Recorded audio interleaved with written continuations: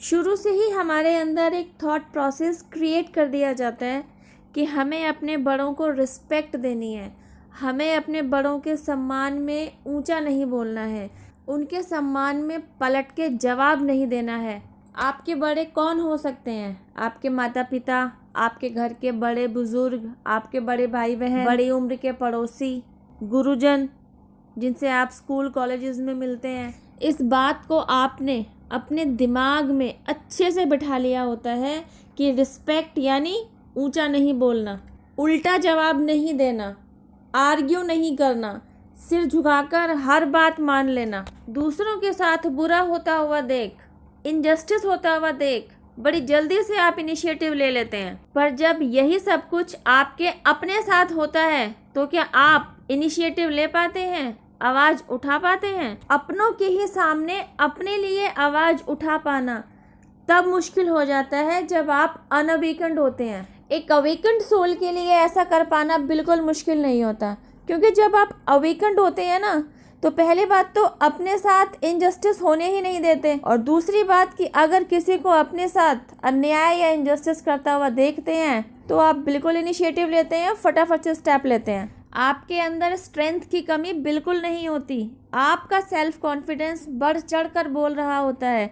तो आपको अच्छे से पता होता है कि आपके साथ जो इनजस्टिस कर रहा है उसे आईना कैसे दिखाना है, जो आपकी पर्सनैलिटी को दबाना चाह रहा है उसे मुंह तोड़ जवाब कैसे देना है, और जो आपके अगेंस्ट झूठा जाल बिछा रहे हैं तो आपको उस जाल को कैसे काटना है और आपको उन झूठे लोगों का पर्दाफाश कैसे करना है। You know everything just because you are awakened already. आप समझ ही नहीं पाते अपने लिए आवाज़ ना उठा पाना आगे चलकर कितना घातक साबित हो जाता है, एक तरीके से श्राप बन जाता है। क्योंकि आप एक प्योर सोल होते हैं तो आपका कनेक्शन डिवाइन के साथ बना रहता है। वे देख पा रहे होते हैं कि आप अपने लिए आवाज़ नहीं उठा पा रहे हैं, अपने साथ होते हुए इनजस्टिस को तोड़ नहीं पा रहे हैं। क्योंकि आप अपने साथ होते रहे इनजस्टिस को रोक नहीं पा रहे होते हैं तो आपके लाइफ में ट्रांसफॉर्मेशन को लाया जाता है। इसी के तहत आपको एक सोल शॉक दिया जाता है।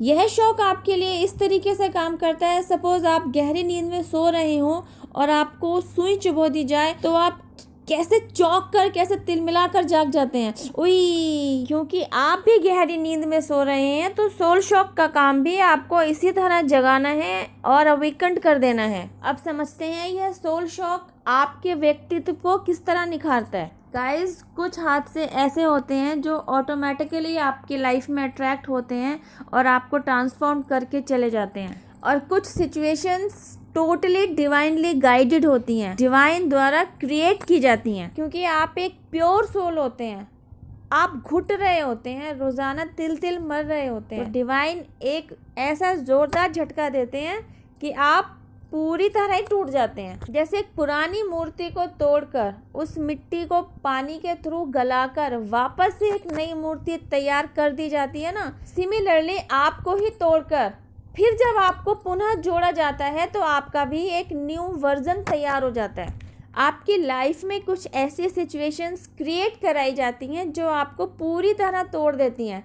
उन सिचुएशन से आप डील करते हैं, और आप इन सिचुएशन से डील करते करते जिस तरह अपने आप को खड़ा करते हैं वह वाकई काबिले तारीफ होता है। और ऐसा करते करते आप अपने ही अंदर छिपी हुई उन सभी प्रतिभाओं से भी अवगत हो चुके होते हैं जिनके बारे में आज तक आप अनजान थे। धीरे धीरे आप इन सभी प्रतिभाओं को पॉलिश करते हैं, इन पर काम करना शुरू करते हैं। यही वो ट्रांसफॉर्मेशन पीरियड होता है जिसमें आप अपने आप को बदल रहे होते हैं। और जब आप पूरी तरह ट्रांसफॉर्म्ड हो जाते हैं तब आप सेल्फ एनालाइज कर पाते हैं कि अपने ही आप को खड़ा करने के लिए आपने जिन जिन टूल्स का इस्तेमाल किया वे सभी आपके अंदर पहले से ही मौजूद थे, बस अनअवेकन्ड होने की वजह से आप इनसे अपरिचित थे। अब आप माइंड लेवल पर बहुत ही मैच्योर्ड हो चुके होते हैं। अब तक आपको समझ में आ रहा होता है कि किन सिचुएशंस को किस तरीके से डील किया जाना चाहिए, कहाँ आपको इमोशंस दिए जाने चाहिए और कहाँ आपको सिचुएशंस को लॉजिकली हैंडल करना आना चाहिए, किन सिचुएशंस को लेट गो कर देना है और अपने लिए हेल्दी बाउंड्रीज कब, कहाँ और कैसे सेट कर देनी है। आपको ये सब कुछ क्लियर समझ में आ रहा होता है जो पहले नहीं आता था। और अब आपके पास वह अनमोल चीज़ भी भरपूर मात्रा में होती है जिसे देने के लिए ट्रांसफॉर्मेशन पीरियड आपकी लाइफ में लाया जाता है। या यूं कहिए, यह अनमोल चीज़ तो आपके पास पहले से ही थी, आपको जगाकर इससे रूबरू कराया जाता है।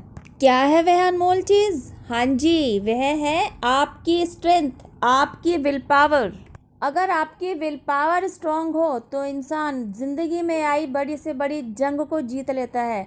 बस आप इसी से अनअवेयर थे और सोल शॉक के जरिए आपको इसी से अवगत करा दिया जाता है। Because of this thing, her situation से डील करते हुए आप न केवल आगे बढ़ते जाते हैं बल्कि सक्सेस भी अचीव करते हैं और फिर कहीं जाकर इस सोल शॉक के लिए ईश्वर को धन्यवाद देते हैं। Thank you universe, thank you angels, thank you divine power, thank you thank you thank you कि आपने मेरी लाइफ में सोल शॉक दिया, मुझे अवेकन किया, मेरी लाइफ को ट्रांसफॉर्म किया। Thank you guys. जब लाइफ ट्रांसफॉर्म्ड हो रही होती है ना, वह फेज बड़ा ही पेनफुल होता है। इस पेनफुल सिचुएशन से फाइट करते करते, इस पेन से उभरते उभरते आप लाइफ के इतने बेहतरीन लेसन सीख चुके होते हैं कि आपकी लाइफ पॉजिटिवली ट्रांसफॉर्म्ड हो चुकी होती है और आप ईश्वर को धन्यवाद दे रहे होते हैं। वीडियो में दिया गया मैसेज अच्छे से समझ में आया हो तो यूनिवर्स, एंजल्स, डिवाइन पावर, जिनमें भी आपकी श्रद्धा है, उन्हें थैंक यू ज़रूर कहिए, उन्हें ग्रैटिट्यूड ज़रूर दीजिए। इन्हीं की ब्लेसिंग्स की वजह से यह वीडियो आज आप तक पहुंचा है। वीडियो यूज़फुल लगे तो शेयर टू अदर्स।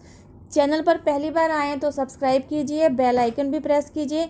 अब मैं आपसे मिलती हूँ एक नेक्स्ट वीडियो में। टिल देन हैव पेशेंस, रब्बा खैर, जय माता दी, टेक केयर, बाय।